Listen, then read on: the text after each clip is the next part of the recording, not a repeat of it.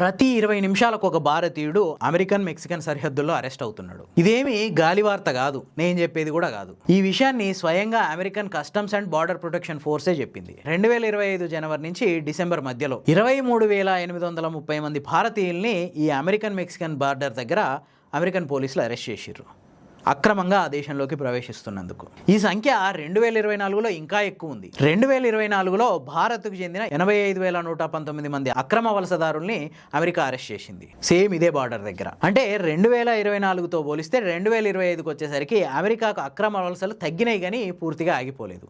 ఎందుకు మరి ఇట్లా అక్రమంగా ఆ దేశంలోకి ప్రవేశించాలని చూస్తున్నారు? ఎందుకంటే అమెరికాలో ఉండే జీవన ప్రమాణాలు, అక్కడి లైఫ్ స్టైల్కి ఆకర్షితులై ఇట్లా అక్రమదారుల్లో వెళ్ళడానికి చాలామంది మీడియేటర్లకి, దళారులకి లక్షలాది రూపాయలు ఇచ్చేసి మెక్సికో నుంచి అమెరికాలోకి ఎంటర్ కావడానికి చాలా మంది ప్రయత్నిస్తున్నారు.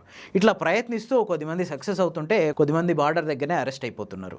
ఈ క్రమంలో తిండి లేక, నీళ్లు లేక, నిద్ర లేక చచ్చిపోయే వాళ్ళు కూడా ఉన్నారు. గతంలో పంజాబ్కి చెందిన ఒక ఫ్యామిలీ భార్యాభర్త, 2 పిల్లలు ఈ మెక్సికో నుంచి అమెరికాకి అక్రమంగా ప్రవేశించడానికి ఒక అడవిలో ప్రయాణిస్తూ ఆకలితో చచ్చిపోయారు. ఈ నేపథ్యంలోనే ఒక 2-3 ఏళ్ల నుంచి ప్రధానంగా ట్రంప్ రెండోసారి ప్రెసిడెంట్ అయిన తర్వాత ఈ అక్రమ వలసదారుల మీద అమెరికా ఉక్కుపాదం మోపుతుంది.